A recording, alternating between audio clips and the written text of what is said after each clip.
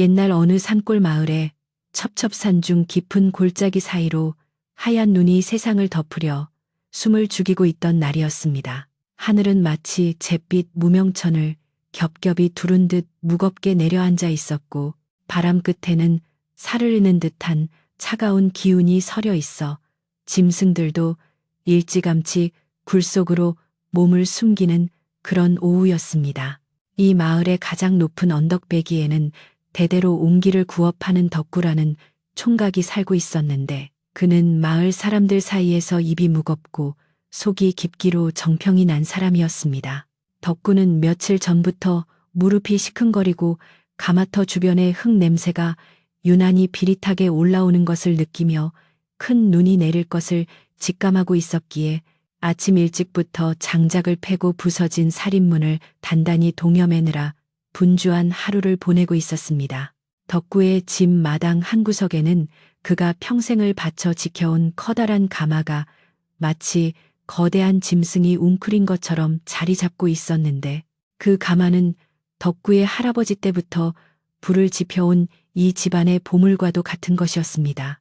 덕구는 거칠고 투박한 손으로 잘 마른 장작을 하나씩 들어 올리며 가마 아궁이 옆에 차곡차곡 쌓아 올렸는데 장작이 서로 부딪히며 나는 둔탁한 소리가 고요한 산골 마을의 정막을 깨우며 멀리 퍼져나갔습니다. 그는 이따금 허리를 펴고 잿빛 하늘을 올려다보며 깊은 한숨을 내쉬었는데 그 한숨 속에는 다가올 추위에 대한 걱정보다는 가슴 한구석에 묵직하게 자리 잡은 오래된 응어리가 꿈틀거리는 듯한 불안함이 섞여 있었습니다.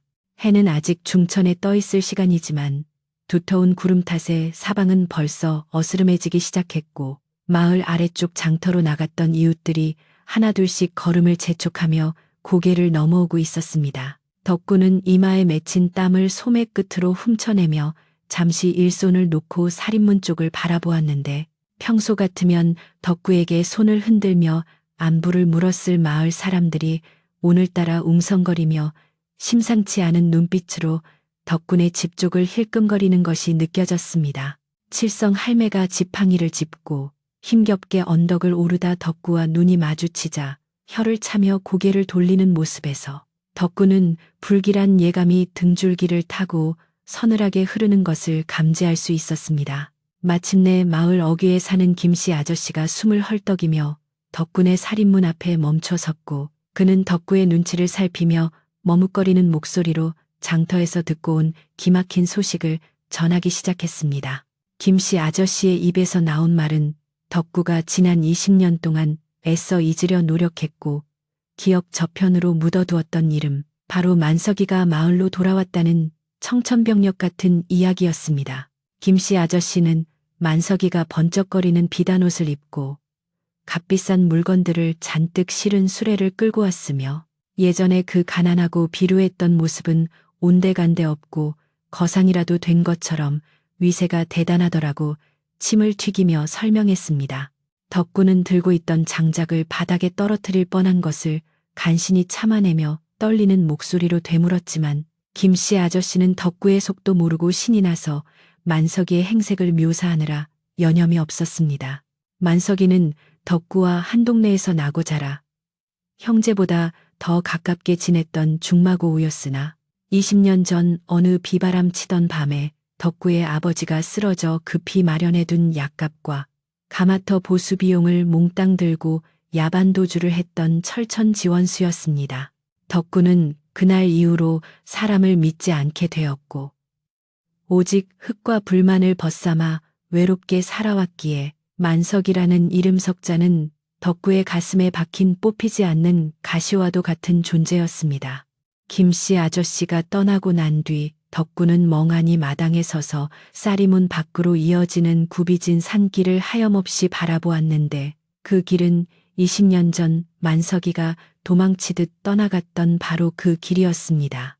덕구의 머릿속에는 아픈 아버지를 살리기 위해 동네방네 뛰어다니며 빌렸던 돈을 만석이 훔쳐 달아났다는 사실을 알게 되었을 때에 그 절망감과 분노가 다시금 생생하게 되살아나 심장이 터질 듯이 요동치기 시작했습니다. 그는 거친 숨을 몰아쉬며 아궁이 앞 흙바닥에 주저앉았고 앙상하게 마른 손으로 차가운 땅을 짚으며 맹세코 그놈을 다시 만나면 가만두지 않겠다고 수천 번 다짐했던 지난날의 밤들을 떠올렸습니다. 어느새 하늘에서는 굵은 눈발이 하나둘씩 떨어지기 시작하더니 이내 시야를 가릴 정도로 거센 눈보라가 되어 온 세상을 하얗게 집어삼킬 듯이 쏟아져 내리기 시작했습니다. 덕구는 흔들리는 마음을 다잡기 위해 부엌으로 들어가 아궁이에 불을 지피기 시작했는데 타닥타닥 타오르는 장작불 소리에도 불구하고 그의 마음속에 이는 폭풍우는 좀처럼 가라앉지 않았습니다. 옹기장이가 흙을 빚을 때는 마음이 평온해야 좋은 그릇이 나온다고 배웠건만 오늘 밤 덕구의 마음은 마치 깨진 독처럼 날카롭고 위태로워서 도무지 진정될 기미가 보이지 않았습니다. 눈은 점점 더 거세게 퍼부어 마을의 길이란 길은 모두 끊어놓을 기세였고 산짐승 울음소리마저 끊긴 적막한 밤이 찾아오자 덕군의 집은 세상과 단절된 외딴 섬처럼 고립되어 갔습니다. 덕군은 밖에서 들려오는 바람소리가 마치 만석이가 자기를 부르는 소리인 것만 같아 귀를 틀어막고 싶었지만 그럴수록 윙윙거리는 바람소리는 더욱 또렷하게 귓가를 파고들며 괴롭혔습니다. 그는 애써 불안한 마음을 달래려 찬장에서 묵은 탁주 한 사발을 꺼내어 단숨에 들이켰지만 술기운이 오르기는커녕 오히려 정신이 맑아지며 지나간 세월의 야속함만이 더욱 뼈저리게 느껴질 뿐이었습니다. 방 안의 호롱불이 바람에 흔들리며 벽에 길게 그림자를 드리울 때쯤 덕구는 문득 자신이 평생을 바쳐 지켜온 이 낡은 집과 가마터가 만석이 훔쳐간 돈 때문에 겪어야 했던 수많은 고초들을 떠올리며 치를 떨었습니다. 아버지는 결국 약 한 번 제대로 써보지 못하고 세상을 떠나셨고 덕구는 빚쟁이들에게 시달리며 젊은 날을 고스란히 흙 구덩이 속에서 보내야만 했기에 만석이 부자가 되어 돌아왔다는 사실은 그에게 축복이 아닌 저주처럼 느껴졌습니다. 덕구는 벽에 걸린 아버지의 낡은 갓을 바라보며 오늘 밤 만약 그놈이 내 눈앞에 나타난다면 결코 용서하지 않으리라고 어금니를 꽉 깨물었습니다. 밤이 깊어 삼경이 지났을 무렵 거센 눈보라 소리 사이로 둔탁하게 대문을 두드리는 소리가 들려왔는데 처음에는 바람에 문짝이 흔들리는 소리인가 싶어 무시하려 했으나 소리는 점점 더 규칙적이고 다급하게 들려왔습니다. 쿵, 쿵, 쿵. 마치 누군가가 얼어붙은 손으로 필사적으로 문을 두드리는 듯한 그 소리에 덕구는 자리에서 벌떡 일어났고 순간적으로 온몸의 털이 곤두서는 듯한 긴장감에 휩싸였습니다. 이 폭설이 쏟아지는 깊은 밤에 인적 드문 산골짜기 외딴 집을 찾아올 사람은 아무도 없었기에 덕구의 머릿속에는 불길한 예감이 스쳐 지나갔습니다. 덕구는 떨리는 손으로 문고리를 잡고 잠시 망설이다가 혹시라도 조난을 당한 마을 사람이거나 길 잃은 나그네일지도 모른다는 생각에 조심스럽게 방문을 열고 팻마루로 나섰습니다. 마당에는 이미 무릎까지 빠질 정도로 눈이 수북하게 쌓여 있었고 휘몰아치는 눈보라 때문에 앞이 제대로 보이지 않을 지경이었지만 살인문 밖에는 희미하게 흔들리는 그림자 하나가 서 있는 것이 보였습니다. 덕구는 마른 침을 꿀꺽 삼키며 돛돌 위에 놓인 털신을 꿰어 신고는 눈을 가리는 손으로 이마를 덮으며 조심스럽게 살인문 쪽으로 한 발 한 발 걸음을 옮겼습니다. 살인문 가까이 다가가자 문 밖의 인기척은 더욱 뚜렷해졌고 거친 숨소리와 함께 살려달라고 웅얼거리는 듯한 낮은 신음소리가 바람소리에 섞여 희미하게 들려왔습니다. 덕구는 꽁꽁 얼어붙은 빗장을 힘겹게 풀어내며 거센 바람에 문이 확 열리지 않도록 온몸으로 문짝을 지탱한 채 조심스럽게 틈을 만들었습니다. 그 순간 거대한 눈보라와 함께 문 밖에서 웅크리고 있던 시커먼 물체가 덕구의 품으로 왈칵 쏟아지듯 쓰러져 들어왔는데 그 무게감에 덕구는 뒤로 몇 걸음 물러나며 엉덩방아를 해고 말았습니다. 덕구는 화들짝 놀라며 쓰러진 사람을 밀쳐내려 했지만 눈으로 뒤덮인 그 사람은 이미 기력을 다한 듯 꼼짝도 하지 않고 가쁜 숨만 몰아쉬고 있었습니다.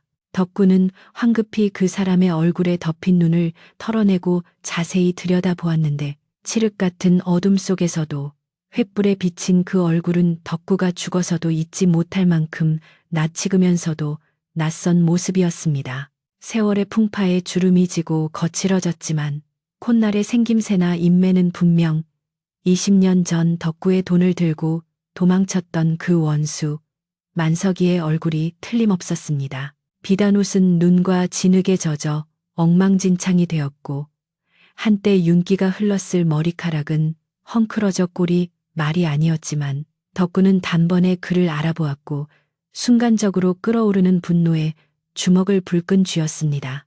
당장이라도 멱살을 잡고 문 밖으로 내동댕이 치고 싶은 충동이 일었으나 눈앞에서 파랗게 질려 죽어가고 있는 사람을, 그것도 한때는 둘도 없는 친구였던 사람을 차마 내칠 수는 없어 덕구의 손은 허공에서 부들부들 떨리기만 했습니다. 만석은 덕구의 옷자락을 꽉 움켜쥐며 눈도 제대로 뜨지 못한 채 덜덜 떨리는 입술로 덕구야, 나 좀 살려다오 라고 간신히 내뱉고는 그대로 정신을 잃고 말았습니다. 덕구는 정신을 잃은 만석을 내려다보며 복잡한 심경에 사로잡혀 한동안 멍하니 서 있었지만 매섭게 몰아치는 눈보라가 그의 얼굴을 때리자 퍼뜩 정신을 차리고는 욕지기를 내뱉으며 만석을 둘러엎기 시작했습니다. 아무리 원수라 해도 제 집 문턱을 넘어온 사람을 얼어 죽게 만들 수는 없다는 옹기장이의 투박한 양심이 그를 움직이게 만든 것이었습니다. 덕구는 축 늘어진 만석의 무거운 몸을 짊어지고 끙끙거리며 방으로 향했고 그 뒤로 하얀 눈이 소리 없이 내려앉아 두 사람의 발자국을 지우며 길고도 긴 밤이 시작되었음을 알리고 있었습니다. 덕구는 축 늘어진 만석을 방 안으로 끌어들이기 위해 안간힘을 썼는데 물을 잔뜩 머금은 소미불처럼 무거운 만석의 몸은 좀처럼 쉽게 움직여주지 않아 끙끙거리는 소리가 절로 새어 나왔습니다. 낀마루에서 방 아랫목까지 겨우겨우 끌고 들어와 눕혀놓으니 차갑게 얼어붙었던 만석의 몸에서 뿜어져 나오는 한기가 뜨끈한 방바닥의 온기와 만나 하얀 김을 모락모락 피워 올리기 시작했습니다. 덕구는 거친 숨을 몰아쉬며 이마에 맺힌 땀을 훔쳐냈고 바닥에 널브러진 원수의 꼬라지를 내려다보며 내가 지금 무슨 짓을 하고 있는 것인가 하는 자괴감에 가슴을 쾅쾅 치고 싶은 심정이었습니다. 하지만 당장이라도 숨이 넘어갈 듯 파랗게 질린 입술을 보니 일단 사람부터 살리고 봐야겠다는 본능이 앞서 덕구는 서둘러 아궁이에 장작을 더 밀어넣으러 부엌으로 나갔습니다. 부엌 아궁이 속에서 시뻘건 불길이 혀를 날름거리며 타오르는 것을 보면서 덕구는 20년 전 그날 밤 아버지가 위독하여 약을 구하러 뛰쳐나갔던 자신의 모습과 돈을 들고 사라진 만석의 뒷모습이 불길 속에서 어른거리는 것 같아 부직갱이를 꽉 움켜쥐었습니다. 장작이 타닥타닥 타들어가며 내는 소리가 마치 덕구의 속이 시커멓게 타들어가는 소리 같았고 그는 끓어오르는 분노를 억누르며 뜨겁게 달궈진 구들장이 저놈의 얼어붙은 몸뿐만 아니라 시커먼 속까지 태워버렸으면 좋겠다고 저주를 퍼부었습니다. 그러나 덕구의 손은 마음과는 달리 부엌 한 구석에 놓인 마른 수건과 갈아입힐 헌옷가지를 챙기고 있었으니 이는 천성이 모질지 못한 옹기쟁이의 슬픈 습관과도 같은 것이었습니다. 방으로 다시 들어온 덕구는 만석에 젖은 비단옷을 벗겨내기 시작했는데 비싼 옷감이라 그런지 물에 젖어 살에 달라붙은 모양새가 여간 벗기기 까다로운 것이 아니어서 덕구의 손길은 점점 더 거칠어졌습니다. 옷을 벗겨내자 드러난 만석의 몸은 덕구가 상상했던 호의호식하며 살찐 부자의 몸이라기보다는 여기저기 흉터가 있고 갈비뼈가 도드라져 보이는 고단한 사내의 몸뚱이에 가까워 덕구는 잠시 멈칫할 수밖에 없었습니다. 앙상한 어깨와 거친 피부는 이놈이 나가서 잘 먹고 잘 살았다는 소문과는 영 딴판이었기에 덕구는 묘한 기분으로 마른 수건을 들어 물기를 닦아내며 알 수 없는 의구심을 품기 시작했습니다. 덕구는 만석에게 자신의 낡은 무명 바지와 저고리를 입혀놓고는 꼴도 보기 싫다는 듯이 아랫목 가장자리로 밀어버린 뒤 자신은 윗목 끝에 앉아 벽을 보고 돌아앉았습니다. 방 안에는 호롱불 심지가 타들어가는 소리와 밖에서 몰아치는 눈보라 소리만이 가득 찼고 두 사람 사이에는 보이지 않는 거대한 벽이 가로막혀 있는 듯 숨막히는 침묵이 흘렀습니다. 덕구는 벽에 걸린 매주를 멍하니 바라보며 날이 밝으면 저놈을 당장 내쫓아버릴 것이라고 아니면 멱살을 잡고 관하로 끌고 가서 죗값을 치르게 할 것이라고 수십 번 되뇌며 마음을 다잡았습니다.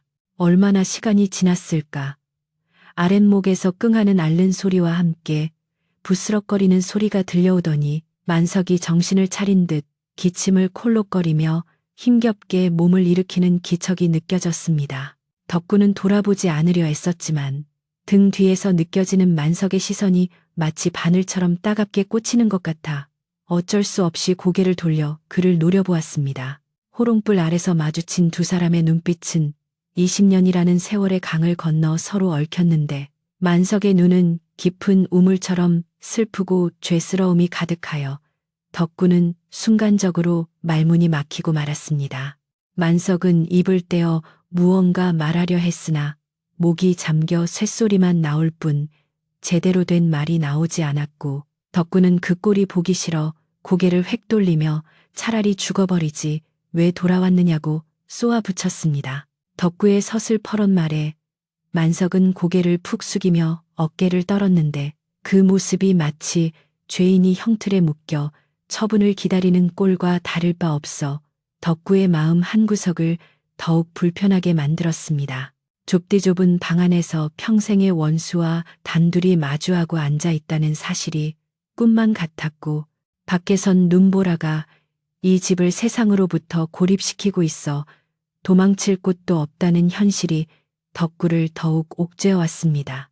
덕구는 자리에서 벌떡 일어나 부엌으로 나가 물 한 사발을 떠왔는데 이는 목이 말라서가 아니라 만석에게 물이라도 한 모금 먹여야겠다는 생각보다는 그저 이 어색하고 숨막히는 공기를 깨트리고 싶어서였습니다. 퉁명스럽게 물그릇을 방바닥에 탁 내려놓으며 마시든 말든 마음대로 하라고 툭 내뱉자 만석은 떨리는 손으로 그릇을 집어들고는 허겁지겁 물을 들이켰습니다. 목구멍으로 물 넘어가며 꿀꺽거리는 소리가 유난히 크게 들려 덕구는 미간을 찌푸렸지만 살겠다고 물을 마시는 꼴을 보니 인간이란 참으로 질긴 존재라는 생각에 헛웃음이 나올 지경이었습니다. 물을 마신 만석이 조금 기운을 차렸는지 덕구 쪽을 바라보며 입을 열어 덕구야 참으로 오랜만이다 하며 쉰 목소리로 말을 걸어왔지만 덕구는 그 말이 끝나기도 전에 소리를 버럭 지르며 입 닥치라고 윽박질렀습니다. 내 입에서 내 이름이 나오는 것조차 역겹다며 날이 밝으면 당장 내 집에서 나가라고 소리치는 덕구의 눈에는 핏발이 서 있었고 그동안 쌓이고 쌓인 울분이 본물 터지듯 쏟아져 나올 기세였습니다.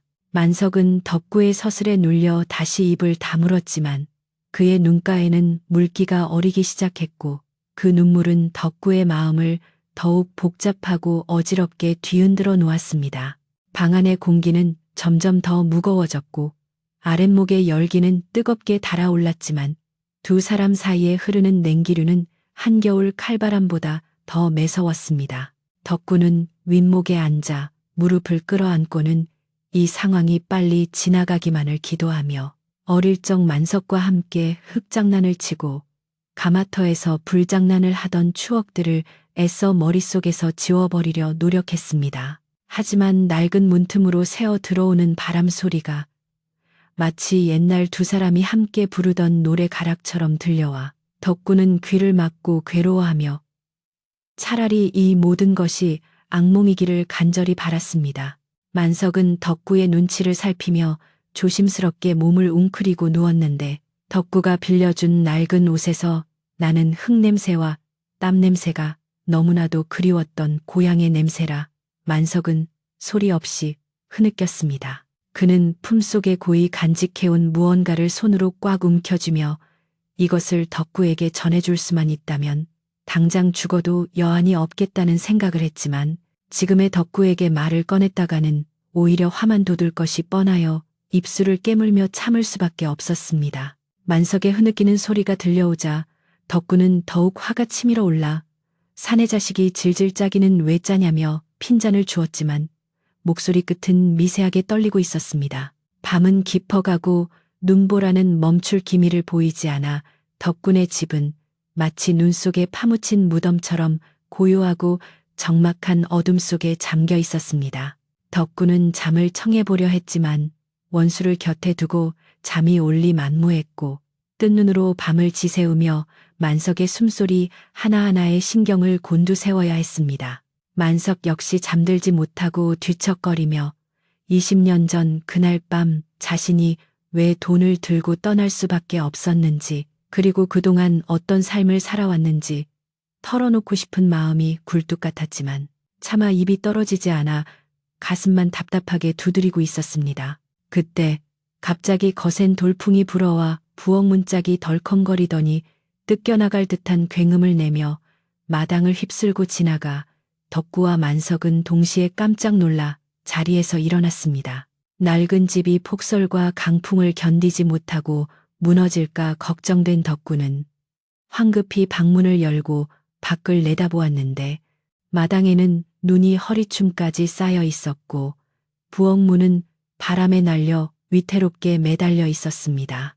덕구는 혼자 힘으로 문을 고치기 힘들다는 것을 직감하고 낭패감에 젖어 서 있었는데 그때 뒤에서 만석이 비틀거리는 몸을 이끌고 나와 내가 돕겠다며 소매를 걷어붙이고 나섰습니다. 덕구는 내 놈 도움 따위는 필요 없다며 밀쳐내려 했지만 거센 바람에 몸을 가누기조차 힘든 상황이라 만석의 손을 뿌리칠 여유가 없었습니다.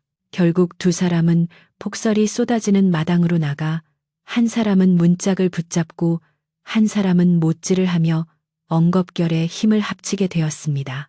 차가운 눈발이 얼굴을 때리고 손발이 꽁꽁 얼어붙는 와중에도 덕구는 만석이 건네주는 망치를 받아들며 묘한 익숙함을 느꼈는데 그것은 어릴 적 함께 가마를 짚고 흙을 나르던 때의 손발이 척척 맞던 그 느낌과 똑같았습니다.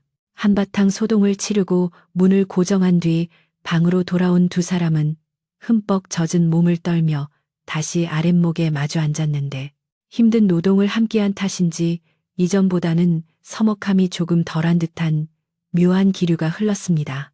덕구는 젖은 머리를 털며 힐끔 만석을 쳐다보았는데 만석의 손이 온통 굳은 살 투성이의 상처로 얼룩져 있는 것을 보고 부자가 되어 잘 먹고 잘 살았다던 소문이 어쩌면 사실이 아닐지도 모른다는 의심이 더욱 짙어졌습니다.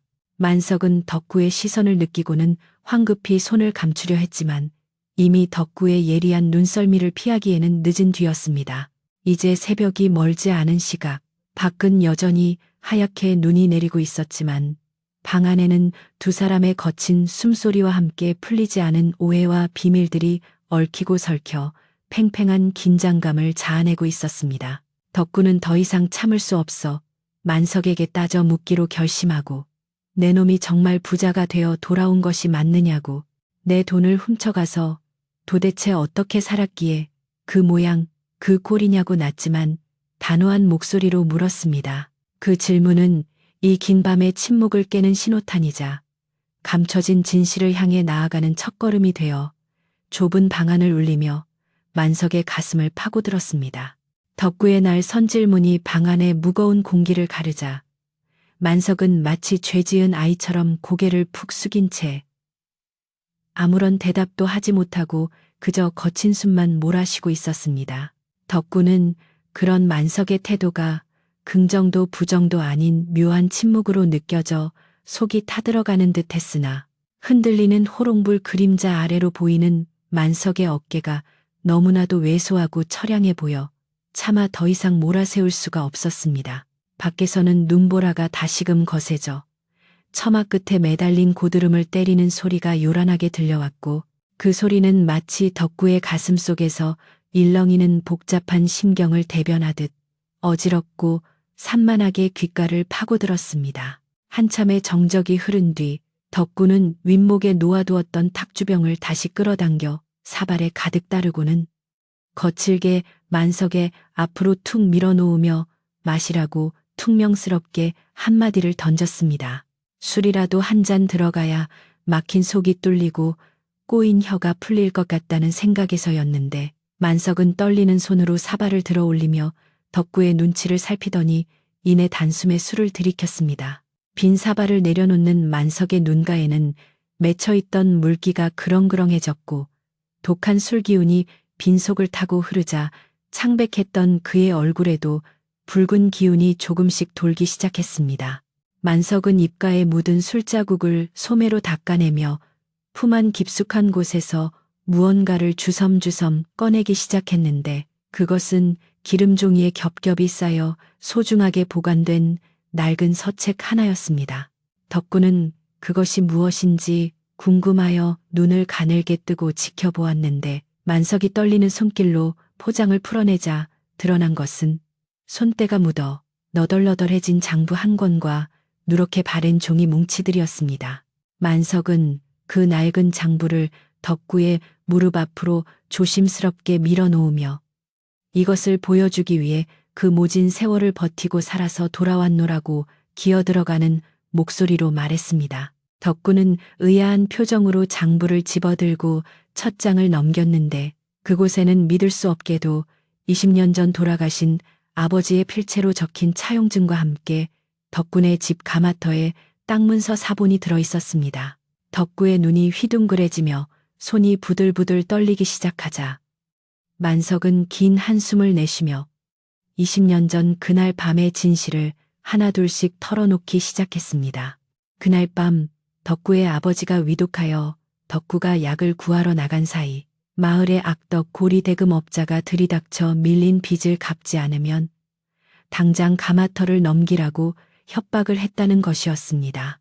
만석의 말에 따르면 당시 덕군의 집은 덕구도 모르는 사이에 아버지의 병환으로 인해 감당할 수 없을 만큼 큰 빚을 지고 있었고 그날이 바로 채무 상환의 마지막 기한이었다고 했습니다. 만석은 덕구가 힘들게 구해온 약값과 가마터 보수 비용을 훔친 것이 아니라 그 돈을 들고 고리대금업자를 찾아가 이자라도 먼저 갚고 기한을 연장하기 위해 필사적으로 매달렸던 것이었습니다. 하지만 업자는 돈이 부족하다며 당장 땅 문서를 내놓으라 으름장을 놓았고 만석은 친구의 터전을 지키기 위해 그 돈을 종잣돈 삼아 한양으로 가서 큰 돈을 벌어 빚을 다 갚겠노라고 각서를 쓰고 야반도주하듯 떠날 수밖에 없었다고 고백했습니다.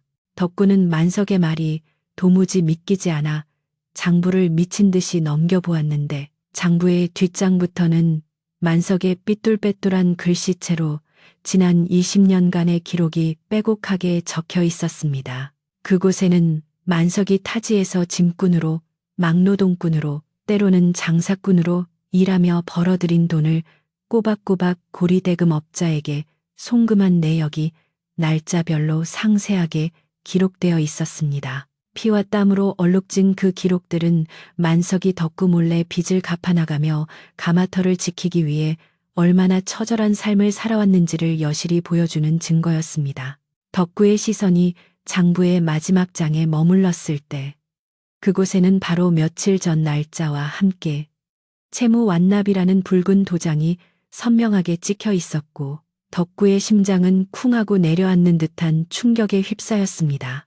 만석은 씁쓸한 미소를 지으며 덕구가 알면 미안해할까봐 그리고 혹시라도 빚쟁이들이 덕구를 괴롭힐까봐 차라리 자신이 나쁜 놈이 되어 도망친 척하는 게 낫다고 생각했다고 말했습니다. 덕구가 자신을 원수로 알고 미워하는 동안 만석은 보이지 않는 곳에서 덕구의 집과 가마를 지키는 수호신 노릇을 자처하며 모진 고생을 감내해왔던 것이었습니다. 만석이 입고 온 비단옷은 성공해서 돌아온 부자의 과시용이 아니라 빚을 다 갚고 고향으로 돌아오는 길에 친구 앞에 초라한 모습을 보이기 싫어 전 재산을 털어 산 마지막 자존심이었다는 사실도 밝혀졌습니다.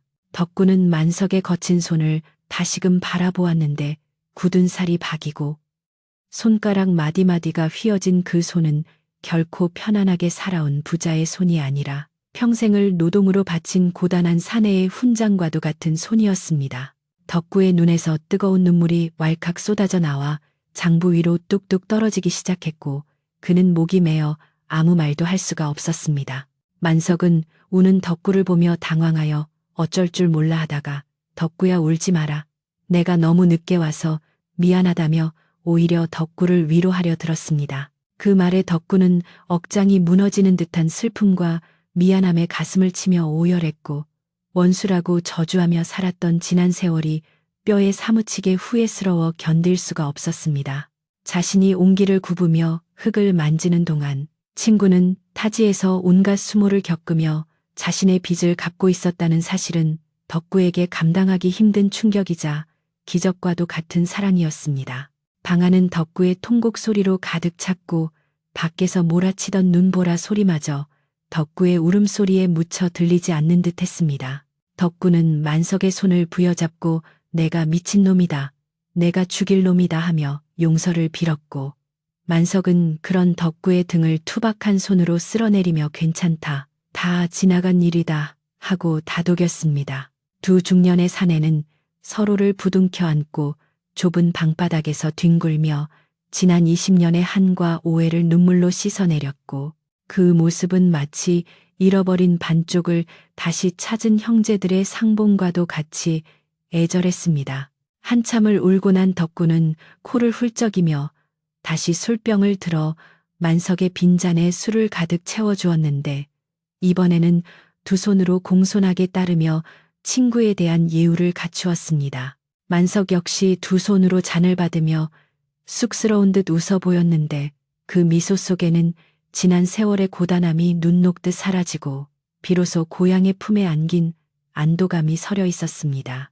덕구는 아궁이에 장작을 더 넣으며 방을 뜨끈하게 데웠고 이제는 이 방이 차가운 냉기가 도는 원수의 방이 아니라 세상에서 가장 따뜻하고 안전한 친구의 보금자리가 되었음을 온몸으로 느꼈습니다. 밤은 이제 가장 깊은 곳을 지나 새벽을 향해 달려가고 있었고 창호지 문 밖으로는 희미하게 남아 여명이 밝아오는 기운이 감돌기 시작했습니다. 덕구와 만석은 술잔을 기울이며 그동안 못다 한 이야기꽃을 피웠는데 만석이 타양에서 겪은 기가 막힌 고생담과 덕구가 가마터에서 겪은 소소한 일상들이 섞여 웃음과 눈물이 교차하는 시간이 이어졌습니다.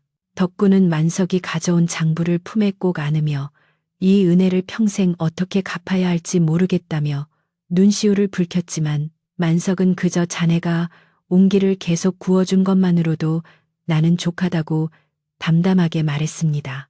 그때 밖에서 다구는 소리가 희미하게 들려오며 긴 밤이 끝나가고 있음을 알렸는데 덕구는 문득 날이 밝으면 마을 사람들이 몰려올 것을 생각하니 걱정이 앞섰습니다.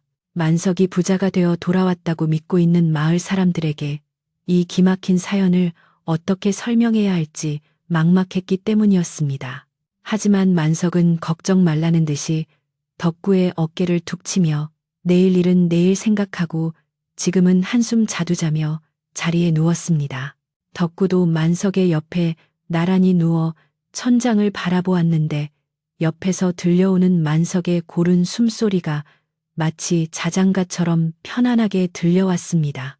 눈 내리는 겨울밤 좁은 방 안에서 일어난 이 믿을 수 없는 사건은 덕구의 인생을 송두리째 바꿔놓았을 뿐만 아니라 꽁꽁 얼어붙었던 그의 마음속에도 따뜻한 봄바람을 불어넣어 주었습니다. 덕구는 잠이 들기 전 마음속으로 수없이 감사하다는 말을 되뇌며 내일 아침 눈이 그치고 나면 만석과 함께 마당에 쌓인 눈을 치우고 맛있는 밥을 지어 먹어야겠다고 다짐했습니다. 그렇게 두 친구는 폭설이 고립시킨 산골 마을의 외딴 집에서 세상 그 무엇보다 깊고 진한 우정을 확인하며 평온한 잠에 빠져들었습니다. 밤새 세상을 집어삼킬 듯이 울어대던 눈보라가 거짓말처럼 뚝 그치고 동쪽 산등성이 너머로 붉은 해가 고개를 내밀자 온 세상은 눈부시게 하얀 은세계로 변해 있었습니다.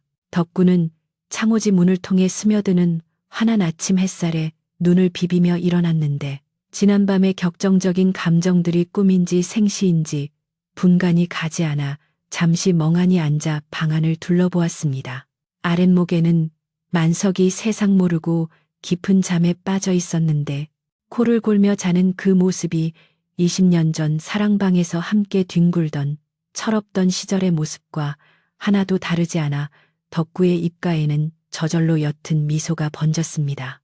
지난밤 쏟아냈던 눈물과 묵은 앙금들이 아침 햇살에 녹아내린 눈처럼 사라지고 덕구의 가슴 속에는 설명할 수 없는 평온함과 든든함이 가득 차오르는 것을 느낄 수 있었습니다. 덕구는 만석이 깰세라 조심조심 문을 열고 마당으로 나섰는데 밤새 내린 눈이 처마 밑까지 수북하게 쌓여 있어 마당은 그야말로 하얀 구름 위를 걷는 듯 폭신했습니다. 차가운 새벽 공기가 폐부 깊숙이 들어오자 정신이 번쩍 들었고 덕구는 기지개를 크게 켜며 오늘따라 유난히 맑고 파란 하늘을 올려다보며 크게 심호흡을 했습니다. 마당 한가운데 덩그러니 놓인 빗자루를 집어든 덕구는 눈을 쓸기 시작했는데 쌀이 빗자루가 눈바닥을 스치는 삭 하는 소리가 고요한 아침의 정적을 깨우며 경쾌한 리듬을 만들어냈습니다. 그는 눈을 치우면서도 자꾸만 방 쪽을 힐끔거렸는데 혹시라도 만석이 사라져 버렸을까봐 불안해서가 아니라 그저 친구가 있다는 사실이 새삼스레 좋아서 확인하고 싶은 마음 때문이었습니다. 부엌으로 들어간 덕구는 아궁이에 남은 불씨를 살려 밥을 짓기 시작했는데 쌀독을 털어 하얀 쌀밥을 안치고 찬장 깊숙이 아껴두었던 북어 한 마리를 꺼내어 탕을 끓였습니다. 도마 위에서 팔을 썰고 물을 썰 때마다 나는 경쾌한 칼질 소리가 부엌을 가득 채웠고 보글보글 끓어오르는 북어국 냄새가 구수하게 퍼져나가며 빈집 같던 덕군의 집에 오랜만에 사람 사는 훈기가 돌기 시작했습니다. 덕군은 밥상이 다 차려질 때쯤 방으로 들어가 만석을 흔들어 깨웠는데 일어나라, 해가 중천이다 하며 짐짓 타박하는 척했지만 그 목소리에는 숨길 수 없는 다정함이 묻어 있었습니다. 부스스 눈을 뜬 만석은 덕구가 차려온 따뜻한 밥상을 보고는 눈이 휘둥그레졌는데 김이 모락모락 나는 쌀밥과 뜨끈한 국 한 그릇은 그가 타향에서 그토록 그리워했던 고향의 맛이자 어머니의 품과도 같은 것이었습니다. 두 사람은 좁은 밥상에 머리를 맞대고 앉아 숟가락질을 시작했는데 별다른 반찬도 없는 소박한 밥상이었지만 만석은 밥알 하나하나가 꿀맛이라며 연신 감탄사를 내뱉으며 허겁지겁 밥을 넘겼습니다. 덕구는 그런 만석의 밥그릇 위에 큼직한 무조각을 올려주며 천천히 좀 먹으라고 핀잔을 주었지만 잘 먹는 친구의 모습을 보는 덕구의 속은 그 어느 때보다 배부르고 따뜻했습니다. 식사를 마친 후 숭늉을 마시며 만석은 조심스럽게 입을 열었는데 이제 빚도 다 갚았고 자네 얼굴도 보았으니 자신은 다시 길을 떠나야겠다는 뜻밖의 말을 꺼냈습니다. 덕구는 숟가락을 내려놓으며 기겁을 하고는 이제야 겨우 만났는데 또 어디를 가느냐며 여기서 함께 살면서 옹기나 굽자고 만석을 붙잡았습니다. 하지만 만석은 고개를 저으며 한양에 정리해야 할 일들이 남아있고 자신을 기다리는 사람들도 있으니 마무리를 짓고 봄이 오면 꽃 피는 시절에 다시 돌아오겠노라고 약속했습니다. 덕구는 섭섭한 마음이 굴뚝 같았지만 만석의 눈빛이 워낙 확고하고 또 이제는 도망이 아니라 약속된 이별임을 알기에 아쉬운 마음을 뒤로하고 고개를 끄덕일 수밖에 없었습니다. 그때 마을 아래쪽에서 웅성거리는 소리가 들려오더니 김씨 아저씨를 필두로 한 마을 사람들이 지게와 몽둥이를 들고 씩씩거리며 언덕을 올라오는 모습이 보였습니다. 그들은 지난밤 덕군의 집에서 큰 싸움이라도 났을까봐 혹은 원수 만석이 덕구에게 해코지라도 했을까봐 걱정 반 호기심 반으로 몰려온 것이었습니다. 김씨 아저씨는 덕구야 살아있느냐 하며 대문을 박차고 들어오려다 마당에서 나란히 서서 눈을 치우고 있는 덕구와 만석을 보고는 귀신이라도 본 듯 그 자리에 얼어붙고 말았습니다. 뒤따라오던 마을 사람들도 두 사람의 평온한 모습에 입을 다물지 못하고 서로 얼굴만 쳐다보며 웅성거릴 뿐이었습니다. 덕구는 빗자루를 내려놓고 마을 사람들 앞으로 성큼성큼 걸어 나갔는데 그의 표정은 그 어느 때보다 당당하고 확신에 차 있어 사람들을 압도했습니다. 덕구는 김씨 아저씨와 마을 사람들을 향해 큰 소리로 내 친구 만석이는 도둑놈이 아니라 내 생명의 은인이요. 우리 집안을 살린 고마운 사람이라고 선언하듯 외쳤습니다. 그리고는 지난 20년간 만석이 자신 몰래 빚을 갚아온 사연을 간략하게 설명했는데 구구절절 변명하기보다는 굵고 짧게 진실만을 전달하는 덕구의 목소리에는 친구에 대한 무한한 신뢰와 존경이 담겨 있었습니다. 마을 사람들은 덕구의 말을 듣고 처음에는 믿기지 않는다는 표정을 지었으나 덕구의 진지한 눈빛과 옆에서 고개를 숙이고 있는 만석의 겸손한 태도를 보며 하나둘씩 고개를 끄덕이기 시작했습니다. 그동안 만석을 욕하고 손가락질했던 자신들이 부끄러워지기도 했고 중마고우의 뜨거운 우정에 감동하기도 하여 여기저기서 탄식과 칭찬의 소리가 터져 나왔습니다. 김씨 아저씨는 머쓱한 표정으로 뒷머리를 긁적이며 우리가 헛다리를 짚어도 한참 짚었다며 만석에게 다가가 투박한 손을 내밀고 악수를 청했습니다. 그때 인파를 해치고 지팡이를 짚은 칠성 할매가 나타나셨는데 할매는 특유의 걸걸한 목소리로 비켜라 비켜 하며 두 사람 앞으로 다가오셨습니다. 칠성 할매는 덕구와 만석을 번갈아 쳐다보시더니 채찬 혀를 차시며 이제야 제 짝을 찾았구먼. 깨진 독에 물 붓는 줄 알았더니 그 독을 금으로 떼어왔네 그려 하고 알쏭달쏭한 한마디를 던지셨습니다. 마을 사람들은 그 말뜻을 알아듣고 와하하 웃음을 터뜨렸고 덕구와 만석도 마주보며 쑥스러운 듯 웃음을 지었는데 그 웃음소리가 하얀 눈밭 위로 맑게 퍼져나갔습니다. 만석은 이제 떠날 채비를 하기 위해 방으로 들어가 덕구가 내어준 무명옷 대신 어젯밤 젖었던 비단옷을 털어 입으려다 잠시 망설이더니 다시 고이 접어두고 덕구의 옷을 그대로 입고 나왔습니다. 그는 덕구에게 이 비단옷은 자네가 가지고 있다가 내가 봄에 다시 올 때 돌려달라며 지금은 이 무명옷이 훨씬 편하고 따뜻하다고 말했습니다. 덕구는 그 뜻을 알아차리고 고개를 끄덕이며 비단옷은 장롱 깊숙이 잘 보관해 둘 테니 언제든 돌아오라고 답했습니다. 만석의 보찜은 올 때보다 훨씬 가벼워 보였는데 그것은 보찜 속에 들어있던 마음의 짐을 모두 내려놓았기 때문일 것이었습니다.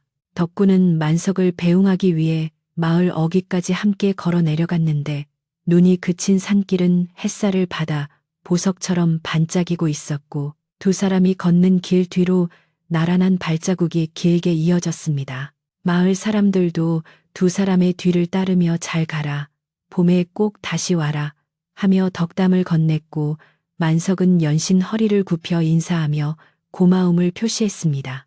20년 전 도망치듯 떠났던 그 길을 이제는 친구의 배웅을 받으며 당당하게 걸어가는 만석의 뒷모습은 그 어느 때보다 듬직하고 커 보였습니다. 동구 밖 느티나무 아래 이르러 두 사람은 걸음을 멈추었는데 덕구는 만석의 손을 잡고 아무 말 없이 꽉 쥐어주었고 만석도 덕구의 손을 맞잡으며 말보다 더 깊은 진심을 전했습니다. 덕구야, 가마에 불 잘 지피고 있어라. 내 봄바람 불면 제일 좋은 흙을 구해 가지고 올 테니. 만석의 말에 덕구는 걱정 마라. 내 자네 올 때까지 세상에서 제일 단단한 옹기를 빚어 놓을 테니 하고 화답했습니다. 두 사나이는 서로의 눈을 한참이나 바라보다가 짧은 포옹을 나누고는 각자의 길로 돌아섰습니다. 만석이 고갯마루를 넘어 보이지 않을 때까지 덕구는 그 자리에 못 박힌 듯 서 있었는데 멀어지는 만석의 뒷모습이 시야에서 사라지자 비로소 긴 안도의 한숨이 새어나왔습니다. 이제 덕구는 더 이상 혼자가 아니었고 가슴속에 맺혀있던 응어리가 풀리자 세상 모든 것이 아름답게 보이기 시작했습니다. 그는 가벼운 발걸음으로 다시 언덕을 올라 집으로 향했는데 굴뚝에서 피어오르는 연기가 마치 어서 오라고 손짓하는 것 같아 걸음을 재촉했습니다. 집으로 돌아온 덕구는 곧바로 가마터로 향했는데 며칠 동안 방치해 두었던 가마 아궁이를 정리하고 새로운 장작을 채워 넣으며 불을 지필 준비를 했습니다. 이제 이 가마에서 구워낼 옹기들은 예전처럼 한과 슬픔이 서린 그릇이 아니라 우정과 희망을 담은 따뜻하고 단단한 그릇이 될 것임을 덕구는 확신했습니다. 덕구가 부싯돌을 쳐서 불을 붙이자 마른 장작에 불이 옮겨 붙으며 활활 타오르기 시작했고 붉은 불꽃은 덕구의 얼굴을 환하게 비추며 춤을 추었습니다. 가마 굴뚝으로 하얀 연기가 힘차게 솟아올라 파란 하늘로 퍼져나갔고 산골 마을은 다시금 평화로운 일상으로 돌아갔지만 덕구의 집마당에는 아직 지워지지 않은 두 사람의 발자국이 선명하게 남아 있었습니다. 칠성 할매가 지나가다 그 연기를 보고는 올해는 옹기가 아주 잘 구워지겠어. 아주 잘 하고 혼잣말을 중얼거리고는 지팡이를 짚고 천천히 걸어가셨습니다. 해가 서산으로 넘어가고 다시 밤이 찾아왔지만 덕구는 더 이상 외롭지 않게 따뜻한 아랫목에서 편안한 잠을 청할 수 있었습니다. 옛 이야기라는 것이 본래 그렇듯 묻은 날이 있으면 맑은 날도 있고 원수도 알고 보면 귀한 인연일 수 있다는 것을 덕구와 만석의 이야기는 우리에게 조용히 들려주고 있습니다. 오늘 밤 여러분의 꿈자리에도 해묵은 걱정 근심이 눈 녹듯 사라지고 따뜻한 봄바람 같은 반가운 소식이 찾아오기를 바라며 이만 이야기를 맺겠습니다.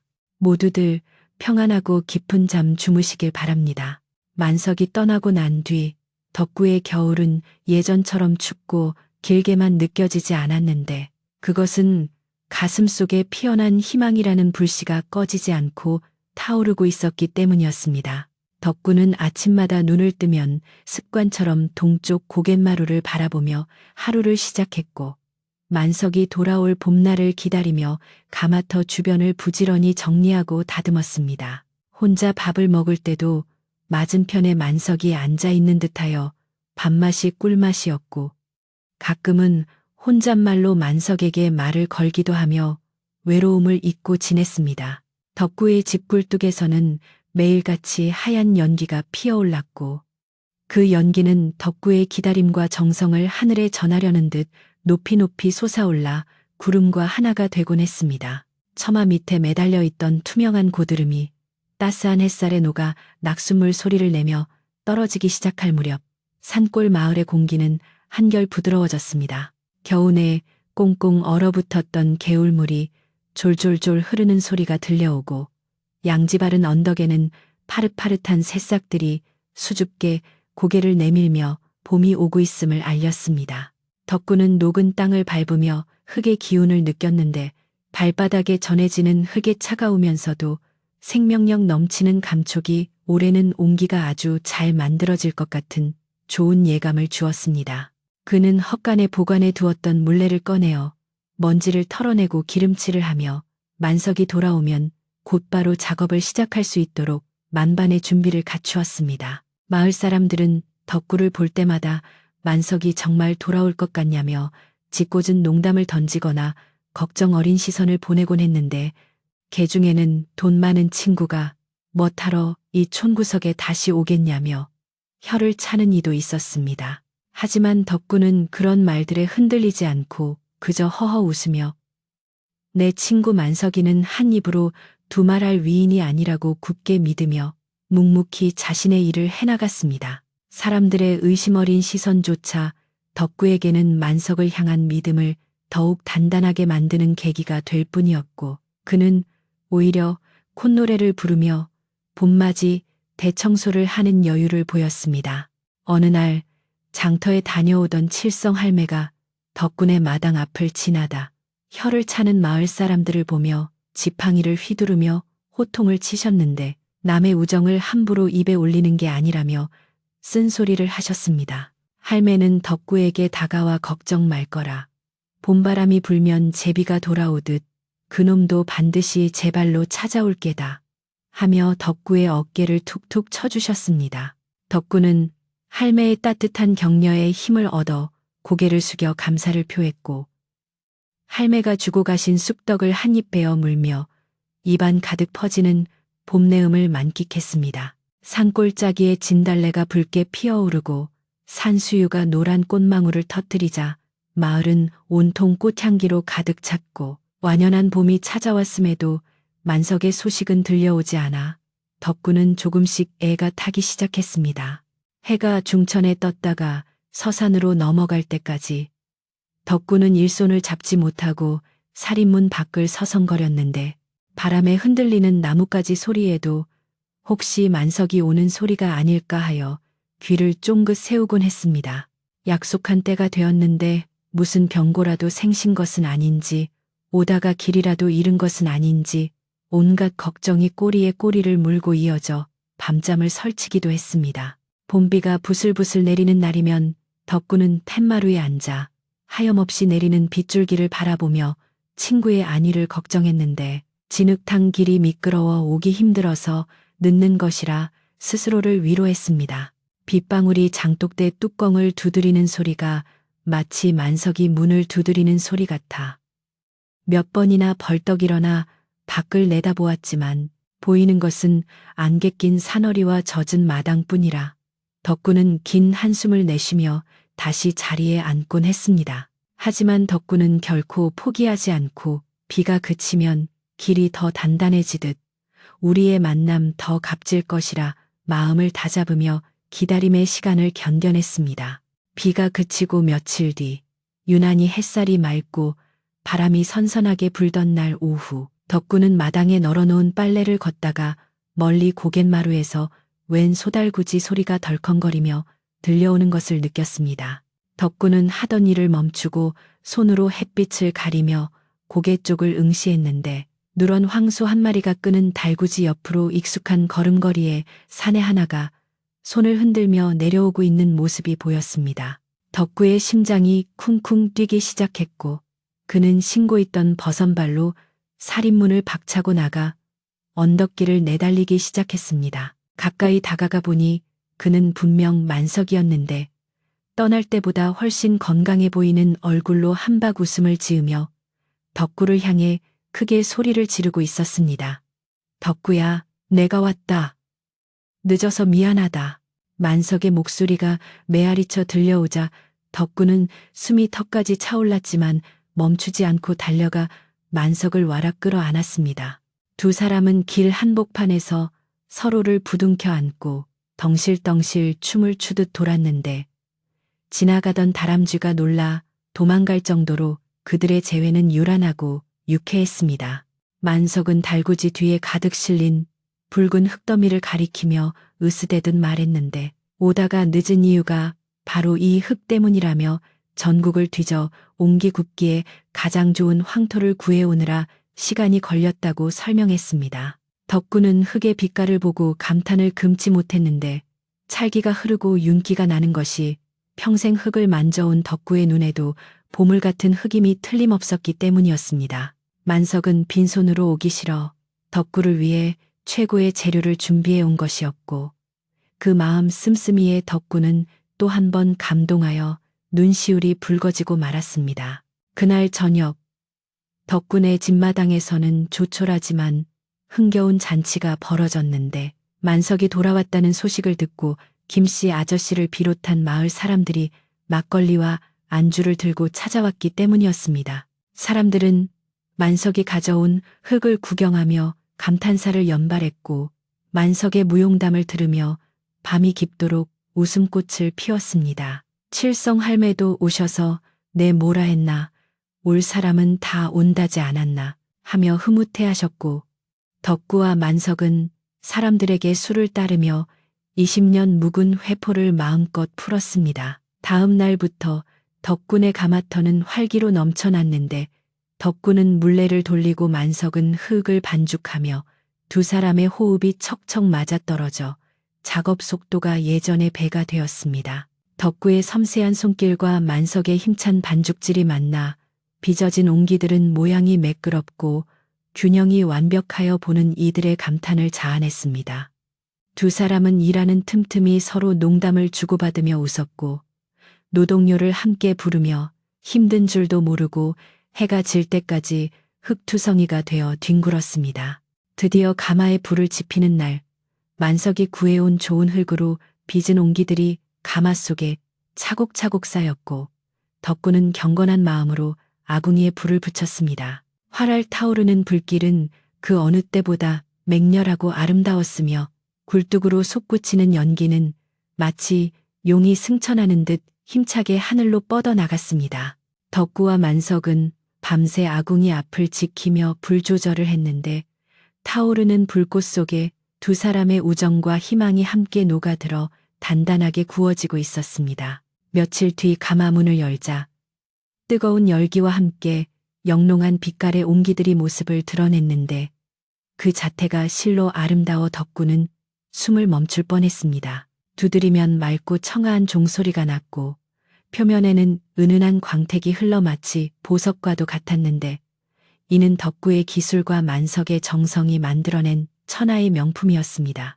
만석은 가장 잘 나온 큰 항아리 하나를 들어 올리며 이건 우리 우정의 항아리다 하고 외쳤고 덕구도 고개를 끄덕이며 환하게 웃었습니다. 소문을 듣고 저작거리 상인들이 구름대처럼 몰려와 앞다투어 옹기를 사가려 했으나 덕구와 만석은 욕심내지 않고 정해진 만큼만 팔며 마을 사람들에게도 넉넉하게 나누어 주었습니다.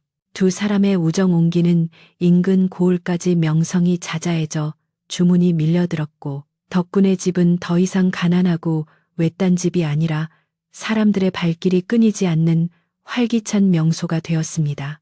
만석은 장부 정리를 도맡아 덕구가 옹기 굽는 일에만 전념할 수 있게 도왔고 덕구는 그런 만석을 친형제처럼 의지하며 평온한 나날을 보냈습니다. 세월이 흘러 두 사람의 머리에도 하얀 서리가 내리고 주름이 깊어졌지만 덕구와 만석은 여전히 찬마루에 나란히 앉아 차를 마시며 지는 노을을 바라보곤 했습니다. 그들은 가끔 20년 전 눈 내리던 그 밤, 원수처럼 만났던 그 믿을 수 없는 사건을 이야기하며 껄껄 웃었는데 그 웃음소리에는 인생의 쓴맛 단맛을 다 겪은 노년의 여유와 깊은 우정이 배어 있었습니다. 덕구의 집마당에는 봄이면 꽃이 피고 겨울이면 눈이 쌓였지만 그 어떤 계절에도 두 사람의 마음만은 늘 따뜻한 봄날과 같았습니다. 이제 밤이 깊어온 세상이 고요한 잠에 빠져들 시간이 되었습니다. 덕구와 만석의 이야기처럼 때로는 모진 시련이 찾아오더라도 진심은 통하고 엉킨 실타래는 풀리기 마련이니 오늘 밤 여러분의 마음속에도 희망이라는 작은 불씨 하나가 피어오르기를 바랍니다. 길고 긴 이야기 들어주셔서 고맙습니다. 부디 편안하고 좋은 꿈 꾸시는 밤 되시기를 바라며 이만 물러가겠습니다. 안녕히 주무십시오. 세월은 흐르는 물과 같아서 덕구와 만석의 머리 위에 내려앉은 하얀 서리는 어느새 소미불처럼 두터워졌고 팽팽하던 얼굴에는 지나온 삶의 골짜기들이 주름이라는 이름으로 깊게 패였습니다. 두 사람이 함께 옹기를 굽기 시작한 지도 수십 년이 흘러 이제 마을 아이들은 그들을 옹기 할배와 호랑이 할배라고 부르며 따랐는데 덕구는 늘 흙투성이가 되어 벙글거리는 모습이 옹기 같았고 만석은 괄괄한 목소리로 아이들을 호통치면서도 몰래 곶감을 쥐어주는 모습이 마치 겉은 무섭지만 속은 따뜻한 호랑이 같았기 때문이었습니다. 가마터 옆 늙은 감나무도 그들과 함께 나이를 먹어 해마다 열리는 감의 개수는 줄어들었지만 그 맛은 더욱 깊고 달콤해져 마치 두 사람의 익어가는 우정과도 닮아 있었습니다. 그러던 어느 해 늦가을 한양에서 왔다는 높은 벼슬아치의 심부름꾼이 덕군의 가마터를 찾아와 고요하던 산골 마을이 발칵 뒤집히는 일이 일어났습니다. 심부름꾼은 비단으로 감싼 서찰을 내밀며 대감마님께서 덕구와 만석의 명성을 듣고 특별한 옹기를 주문하셨다고 전했는데 그 주문 내용이 참으로 기이하고 까다로워 마을 사람들은 모두 혀를 내둘렀습니다. 대감마님은 눈 내리는 밤의 고요함을 담은 항아리를 원한다고 하셨는데 크기는 장독만 하되 두께는 얇기가 종이 같아야 하고 두드리면 겨울바람 소리가 나야 한다는 도무지 말도 안 되는 주문이었습니다. 덕구는 이제 눈도 침침하고 손도 떨려 그런 물건은 만들 수 없다고 정중히 거절하려 했으나 옆에 있던 만석이 심부름꾼의 말을 가만히 듣더니 대뜸 해봅시다. 우리가 못할 게 뭐가 있소 하며 덜컥 승낙을 해버리고 말았습니다. 심부름꾼이 돌아간 뒤 덕구는 만석에게 노망이 났냐며 타박을 주었지만 만석은 곰방대에 불을 붙이며 씩 웃고는 덕구야, 우리 갈 날도 머지 않았는데 세상에 이름 석자 제대로 남길 물건 하나는 만들어 놓고 가야지 않겠나 하고 덤덤하게 말했습니다. 덕구는 그 말에 가슴 한구석이 쿵 하고 내려앉는 것을 느꼈는데 사실 자신도 기력이 예전 같지 않음을 느끼며 옹기장이로서의 마지막을 예감하고 있었기 때문이었습니다. 결국 두 늙은이는 생의 마지막이 될지도 모르는 역작을 만들기 위해 굽어진 허리를 펴고 다시 한번 작업복 끈을 단단히 동여매었습니다. 작업은 시작부터 난관의 연속이었는데 가장 큰 문제는 흙을 반죽하는 힘이 예전만 못하다는 것이었고 덕구의 눈이 침침해 미세한 티끌을 골라내기가 쉽지 않다는 것이었습니다.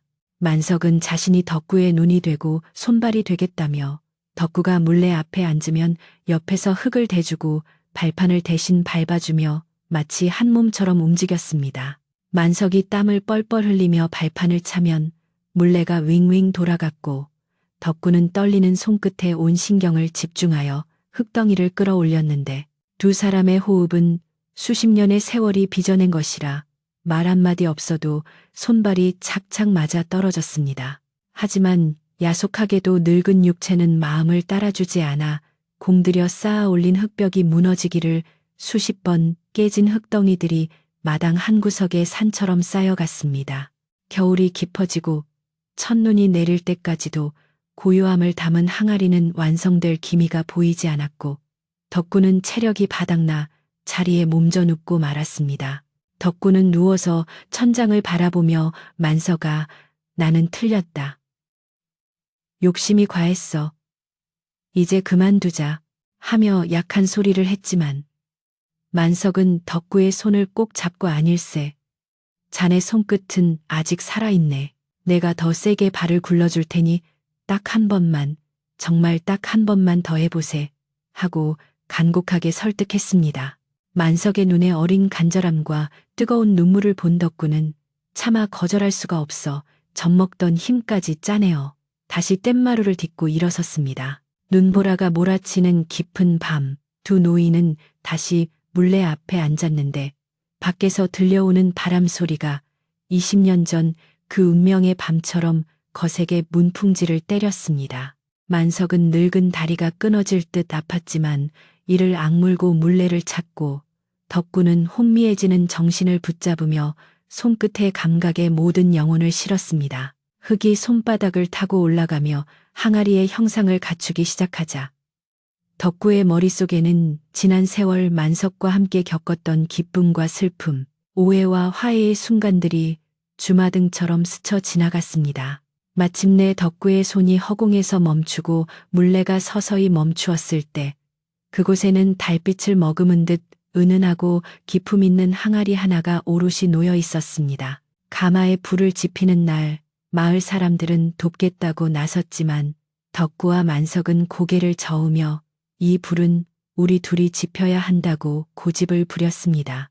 두 노인은 서로를 부축하며 아궁이 앞에 앉아 불을 지폈는데 타오르는 불꽃을 바라보며 만석이 주머니에서 꼬깃꼬깃한 종이 한 장을 꺼내어 불 속에 던져 넣었습니다. 그것은 20년 전 자신이 썼던 가마터 땅 문서의 사본과 낡은 차용증들이었는데 만석은 이제 빚도 짐도 미련도 모두 태워버리고 헐헐 가볍게 살자꾸나 하며 웃었습니다.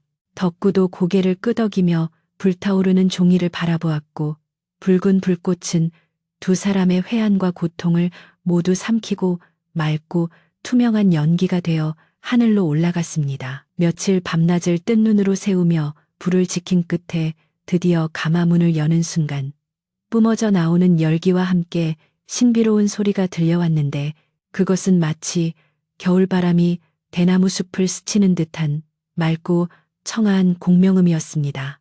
가마 속에서 꺼낸 항아리는 유약을 바르지 않았음에도 눈처럼 하얀 빛을 띠고 있었고, 귀를 대보면 정말로 눈 내리는 밤의 고요한 소리가 들리는 듯했습니다. 이것은 단순한 흙그릇이 아니라 덕구와 만석의 평생에 걸친 우정과 영혼이 하나로 녹아들어 탄생한 기적과도 같은 명작이었습니다. 한양에서 온 심부름꾼이 항아리를 받아들고는 감동하여 입을 다물지 못했고, 대감마님께 이 귀한 물건을 잘 전달하겠다며 큰 절을 올리고 떠났습니다. 그날 밤 덕구와 만석은 텅 빈 가마터에 나란히 앉아 막걸리 잔을 기울였는데 큰일을 치러낸 탓인지 몸은 천근만근 무거웠지만 마음만은 깃털처럼 가벼웠습니다. 덕구가 만석아, 고맙다. 네 덕분에 내 평생 최고의 그릇을 빚어봤다. 하고 말하자 만석은 무슨 소리냐, 자네 손이 있었기에 가능했던 일이지. 우리는 둘이 합쳐야 비로소 온전한 하나가 되는 게야.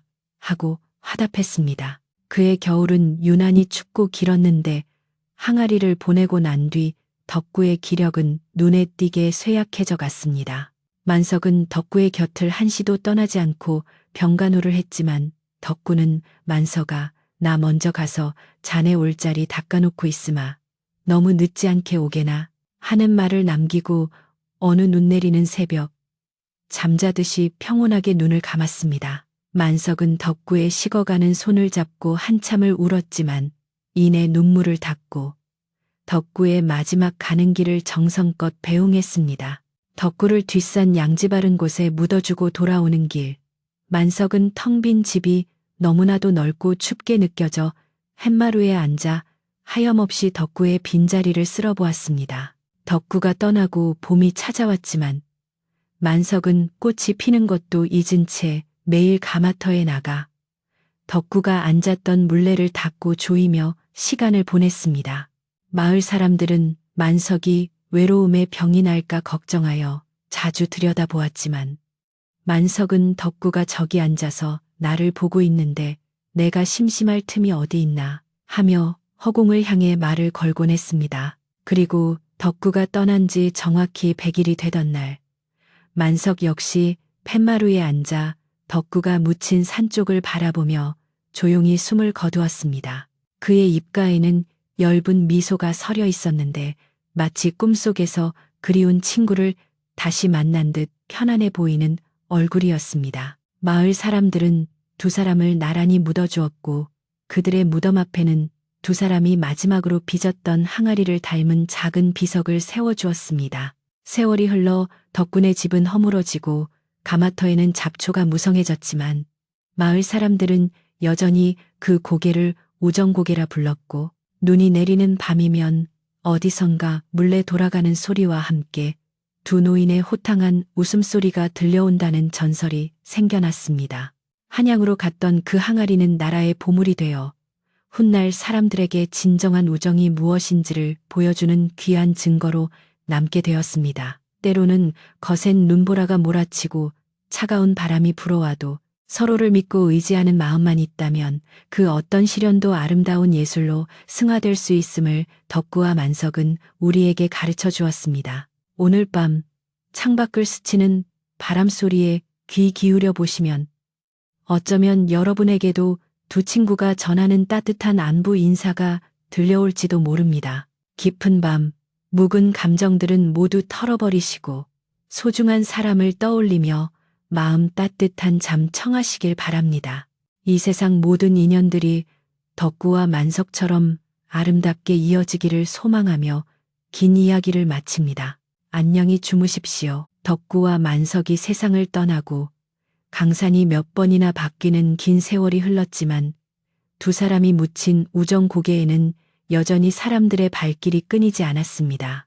봄이면 진달래가 흐드러지게 피어나 무덤가를 붉게 물들이고 겨울이면 하얀 눈이 소복하게 내려앉아 두 친구의 영면을 포근히 덮어주었으니 자연도 그들의 아름다운 이야기를 기억하고 있는 듯 했습니다. 마을 사람들은 옹기를 구울 때마다 가장 먼저 빚은 그릇에 맑은 정화수를 담아 고개 쪽을 향해 올리는 풍습을 지켜오고 있었는데 이는 옹기 할배와 호랑이 할배의 보살핌이 있어야 가마에 불이 잘 붙고 그릇이 깨지지 않는다고 믿었기 때문이었습니다. 전설이 된 두 사람의 이야기는 입에서 입으로 전해져 먼 타지의 옹기장이들 사이에서도 덕분에 가마터는 한 번쯤 꼭 가봐야 할 성지처럼 여겨지게 되었습니다. 그러던 어느 해 바람이 유난히 건조하고 흙먼지가 날리던 봄날, 한양에서 내려온 젊은 도공 하나가 마을 어귀에 나타났습니다.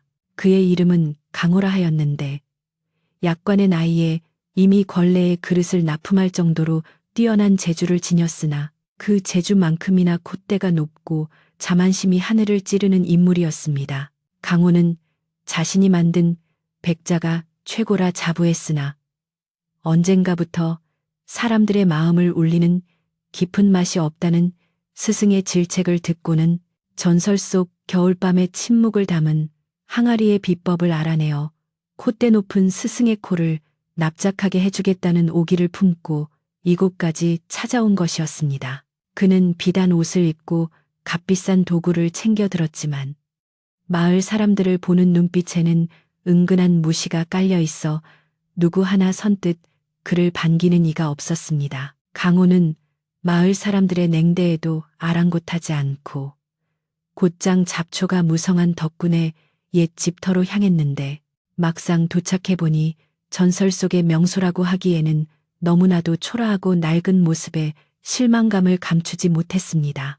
무너진 담벼락과 이끼 낀 주춧돌, 그리고 반쯤 허물어진 가마만이 덩그러니 남아있는 그곳에서 그는 도대체 무슨 대단한 비법이 숨어 있다는 것인지 이해할 수 없어 혀를 찼습니다. 하지만 그는 가마터 주변의 흙을 한 줌 쥐어보고는 눈빛이 달라졌는데 세월이 흘러도 여전히 찰기가 돌고 붉은 기운이 감도는 그 흙은 자신이 한양에서 쓰던 그 어떤 흙보다도 생명력이 넘치는 최상품이었기 때문이었습니다. 강호는 짐을 풀고 그 자리에 눌러앉아 자신이 직접 이 흙으로 전설을 재현해 보이겠다며 팔을 걷어붙였습니다. 강호는 낮에는 흙을 캐고 밤에는 물레를 돌리며 옹기를 빚기 시작했는데 그의 손놀림은 빠르고 정확하여 보는 이들의 감탄을 자아내기에 충분했습니다. 그는 마을 사람들이 옹기를 빚는 방식을 촌스럽다고 비웃으며 자신만의 세련된 기법으로 흙을 다루고 모양을 냈습니다. 매끄러운 곡선과 얇은 두께, 완벽한 대칭을 이룬 항아리들이 마당 한 구석에 쌓여갔고 강호는 자신의 실력에 도취하여 이번 가마만 열리면 전설 속의 항아리보다 더 뛰어난 물건이 나올 것이라 확신했습니다. 그는 마을 사람들에게 보란듯이 큰 소리를 치며 내가 진정한 옹기의 주인이 될 것이라고 호언장담을 했습니다. 마침내 가마에 불을 지피는 날이 되었고 강호는 혼자서 장작을 나르고 불을 붙이며 누구의 도움도 받으려 하지 않았습니다. 그는 불의 온도를 정확하게 맞추고 바람의 방향까지 계산하여 완벽하게 가마를 통제하고 있다고 생각했지만 이상하게도 불길은 그의 뜻대로 움직여주지 않고 자꾸만 사그라지거나 엉뚱한 방향으로 튀어올랐습니다.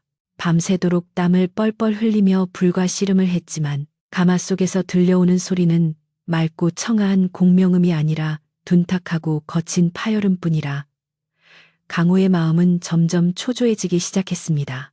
그는 장작이 젖어서 그렇다느니 아궁이가 낡아서 그렇다느니 하며 연장을 탓하고 날씨를 탓하며 화풀이를 해댔습니다. 며칠 뒤 가마 문을 연 강호는 그 자리에 주저앉고 말았는데 그토록 자신만만하게 빚었던 항아리들이 모두 비틀어지거나 금이가 엉망진창이 되어 있었기 때문이었습니다. 개중에 멀쩡한 것들도 손가락으로 튕겨보면 쇳소리처럼 날카롭고 신경질적인 소리가 날 뿐 사람의 마음을 편안하게 해주는 울림은 전혀 느껴지지 않았습니다. 강호는 믿을 수 없다는 표정으로 깨진 옹기 조각을 집어던지며 소리를 질렀고 자신의 완벽한 기술이 왜 이 촌구석의 낡은 가마에서는 통하지 않는 것인지 도무지 알 수가 없어 분통을 터뜨렸습니다. 그는 다시 흙을 반죽하고 물레를 돌려보았지만 조급한 마음이 들어간 흙덩이는 자꾸만 무너져 내릴 뿐이었습니다.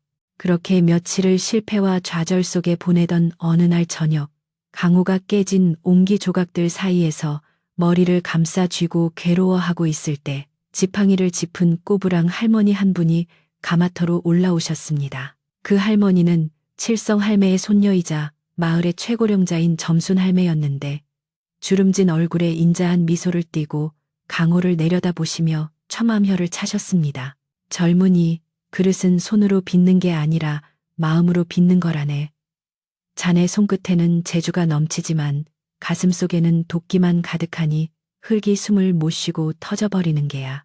점순 할매의 말에 강호는 발끈하여 대들려 했지만 할매의 깊고 맑은 눈동자를 마주하자 저도 모르게 말문이 막히고 말았습니다. 할매는 가마터 옆에 있는 늙은 감나무를 가리키며 옛날 이야기를 들려주기 시작했는데 덕구와 만석이 어떻게 원수에서 친구가 되었는지 그리고 그들이 어떻게 서로의 부족함을 채워주며 명작을 만들어냈는지에 대한 이야기였습니다. 이 가마는 혼자서는 불을 지필 수 없는 곳이라네. 한 사람은 흙을 믿고 한 사람은 불을 믿으며 서로가 서로를 의지할 때 비로소 흙이 주인을 알아보고 제 몸을 내어주는 법이지. 할매 이야기는 강호의 가슴에 묘한 파동을 일으켰고 그는 자신이 그동안 기술만 믿고 오만하게 굴었던 지난 날들을 되돌아보게 되었습니다. 그는 스승이 왜 자신을 이곳으로 보냈는지 그리고 자신이 무엇을 놓치고 있었는지 어렴풋이 깨닫기 시작했습니다. 그날 밤 강호는 잠을 이루지 못하고 덕구와 만석의 무덤이 있는 고갯마루로 올라갔는데 달빛 아래 나란히 놓인 두 개의 봉분이 마치 정다운 형제처럼 서로 어깨를 맞대고 있는 모습이 보였습니다. 강호는 무덤 앞에 무릎을 꿇고 앉아 한참을 말없이 있었는데 밤바람이 스치고 지나가는 소리가 마치 두 노인이 나누는 담소처럼 들려와 마음이 차분해지는 것을 느꼈습니다. 그는 비로소 자신이 옹기를 빚는 이유가 남을 이기기 위해서가 아니라 누군가의 삶의 따뜻한 온기를 전하기 위해서여야 한다는 사실을 깨닫고 흙바닥에 이마를 대고 깊은 참회의 절을 올렸습니다. 다음 날 아침 강호는 이전과는 전혀 다른 모습으로 가마터에 나타났는데 화려한 비단 옷을 벗어던지고 마을 사람들이 입는 무명천 옷으로 갈아입은 채였습니다. 그는 욕심을 버리고 처음부터 다시 시작하기로 마음먹고 가마터 주변의 잡초를 뽑고 무너진 담장을 고치며 묵묵히 땀을 흘렸습니다. 마을 사람들도 강호의 달라진 눈빛을 보고는 하나둘씩 다가와 일손을 거들어주기 시작했는데 어떤 이는 장작을 패주고 어떤 이는 물을 길어다 주며 강호를 응원했습니다. 강호는 사람들의 도움에 진심으로 고개 숙여 감사해 했고 그제야 비로소 혼자가 아니라 함께하는 즐거움을 알게 되었습니다. 강호는 다시 흙을 반죽하여 물레 앞에 앉았는데 이번에는 화려한 기교를 부리지 않고 투박하지만 단단한 그릇을 빚기로 했습니다. 그는 흙의 결을 느끼며 덕구 할아버지가 흙을 만지던 마음과 만석 할아버지가 불을 지피던 마음을 상상하며 정성을 다해 손을 움직였습니다. 옆에서는 마을 청년 하나가 발판을 밟아주며 장단을 맞추었고 두 사람의 호흡 속에 흙덩이는 서서히 둥글고 넉넉한 항아리의 모습을 갖추어 갔습니다. 강호의 이마에 맺힌 땀방울이 흙 위로 떨어져 스며들었고 그의 입가에는 어느새 편안한 미소가 번지고 있었습니다. 다시 가마에 불을 지피는 날, 이번에는 온 마을 사람들이 나와 함께 제사를 지내고 불을 밝혔습니다. 강호는 점순 할매가 건네준 정화수를 가마 네 귀퉁이에 뿌리며 부정을 씻어내고 떨리는 손으로 아궁이에 불씨를 넣었습니다. 불길은 장작을 타고 힘차게 타올랐으나 예전처럼 요란하거나 사납지 않고 은근하고 끈기 있게 가마 속을 데우며 흙그릇들을 감싸 안았습니다. 강호는 밤새도록 아궁이 곁을 지키며 불의 소리에 귀를 기울였는데 타닥타닥 타오르는 불꽃 속에서 마치 덕구와 만석이 잘한다, 잘한다 하며 격려해주는 듯한 환청을 들었습니다. 가마 문을 열고 옹기를 꺼내는 순간 그곳에는 눈부시게 화려하지는 않지만 보고 있으면 마음이 푸근해지는 넉넉한 항아리들이 가득 차 있었습니다. 두드려 보니 맑고 깊은 소리가 났는데 그것은 겨울밤의 차가운 침묵이 아니라 봄날의 따스한 햇살을 담은 듯한 소리였습니다.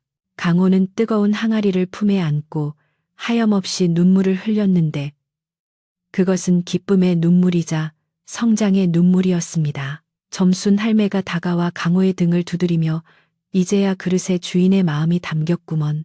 참으로 곱다, 고와 하며 칭찬을 아끼지 않았습니다. 강호는 그 길로 한양으로 돌아가 화려한 명성을 쫓는 대신 이 산골 마을에 남아 덕구와 만석의 대를 잇는 옹기장이가 되기로 결심했습니다. 그는 가마터를 깨끗하게 정비하고 마을 아이들에게 흙을 만지는 법을 가르치며 옹기 굽는 일을 평생의 업으로 삼았습니다.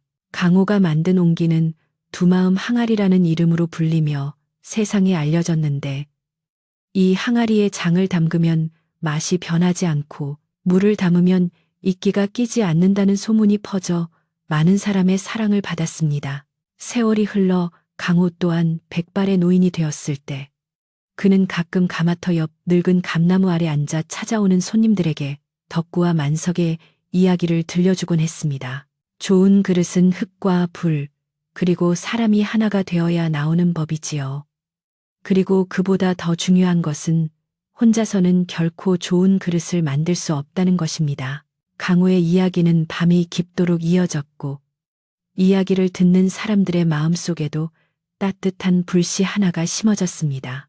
지금도 그 산골 마을에 가면 우정 고개 너머로 굴뚝 연기가 피어오르는 것을 볼 수 있다고 합니다. 바람이 부는 날이면 대나무 숲을 흔드는 바람 소리 사이로 덕구와 만석 그리고 강호가 함께 물레를 돌리며 부르는 흥겨운 노랫소리가 들린다는 전설이 여전히 전해 내려오고 있습니다. 이야기는 여기서 끝나지만 그들이 남긴 따뜻한 마음과 옹기 굽는 불꽃은 영원히 꺼지지 않고 우리 곁에 남아있을 것입니다. 긴긴 밤 옛 이야기 들으시느라 고생 많으셨습니다. 부디 이 이야기의 온기가 여러분의 꿈속까지 전해지기를 바라며 이제 정말로 이야기를 마치겠습니다. 안녕히 주무십시오.